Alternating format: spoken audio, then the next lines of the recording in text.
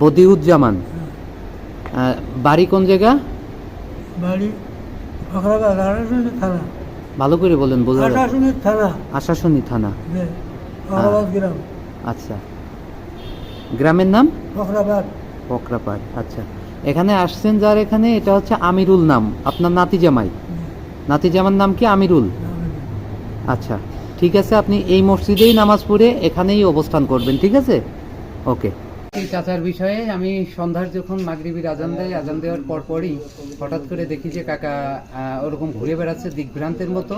তারপর আমি তার কাছে শুনি যে কী হয়েছে, বলে আমি পথ খুঁজে পাচ্ছি না। সন্ধ্যার পর থেকেই তো মসজিদে আসার তখন তো সুযোগ নাই, ইমাম মুয়াজ্জিন কাউরেই পাচ্ছি না। তো আসার পরে এশার আজান দিল, তখন পর্যন্ত তারে বাইরে একটু যাই হোক যা করার বসে টসে খাওয়া দাওয়া করে টরে এসে মসজিদে নিয়ে আসলাম। এনে তারে একটা মসজিদ, দুইটা মসজিদে তার অ্যানাউন্স করালাম যে সে হারিয়ে গেছে। আমি লিখে ওই মসজিদে নিয়ে গেলাম, এই মসজিদে তাকে বসিয়ে তার পরবর্তীতে ফেসবুকে ছোট ভাই হিরণ পোস্ট দিয়েছে। পোস্ট দেওয়ার পরে ওখান থেকেই মোটামুটি সব তার স্বজনরা খোঁজ পাইছে। এখন এই যে রাত 1টা বাজে, আমি শুনলাম যে খোঁজ ঠিকঠাক পাইছে, তার সবাই আত্মীয় স্বজনরা আসছে। এখন চাচা চলে যাচ্ছে। তো চাচা যাই হোক ভালো থাকবেন।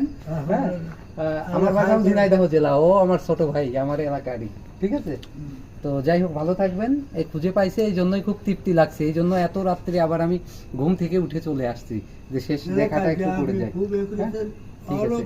আর এক ভাই হচ্ছে, তাকে যখন আমি উঠায় দিই চলে যাই, তখন ওই ভাইয়ের কাছে হচ্ছে এই যে ভাইয়ের একটু দেখা দিই, দেখি এই যে এই ভাইয়ের বাইকে আমি উঠাই দিলাম।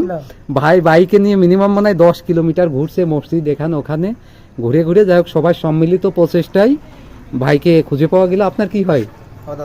আচ্ছা, আপনি সেই আমিরুল ভাই না? শুধু আপনার না, আমি সব জায়গায় সে বলতে পারেছে। হ্যাঁ, ঠিক আছে, ভিডিওটা পাঠিয়ে দেবো, নিয়ে যান। এমনি সে মুরব্বী মানুষ, উল্টাপাল্টা আবল তাবল বলছে।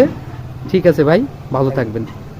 চাচা নিয়ে মোটরসাইকেলে মোটামুটি এই ঘোষবাগ এলাকায়, পুরো এলাকায় ঘুরছে, কিন্তু চাচা ঠিক মতো বাসার খোঁজ দিতে পারে না। আচ্ছা, পরে আমি মোটামুটি কথা শুনলাম যে বাড়ি সাতক্ষীরায়। আমার বাড়ি যত ঝিনাইদহ জেলা, আমি সাতক্ষীরা অনেক জায়গায় চিনি। আমার বন্ধু আছে কয়েকটা সাতক্ষীরায়, পেজ আছে তাদের সাথে আমার যোগাযোগ আছে। পরে আমি চিন্তা ভাবনা করলাম যে তাহলে আমি আমার পেজে আমি চাচার ফেসবুকে আইডিটা দিয়ে ছেড়ে দিই। তা মোটামুটি ছাড়ার পরে আধা ঘন্টা পরে আমার এক বড় ভাই সাতক্ষীরায় তার বাড়ি, তার সাথে আমার যোগাযোগ হয়। সে বলল যে চাচা তো আমাদের পাশের ইউনিয়নে বাড়ি। তা আমি বললাম যে ভাই তাহলে একটু যোগাযোগ করার ব্যবস্থা করে দিলে ভালো হয়, কারণ ওনার আত্মীয় স্বজন ঢাকায় আছে যারা, তারা খুব চিন্তার মধ্যে আছে, কান্নাকাটি করতেছে।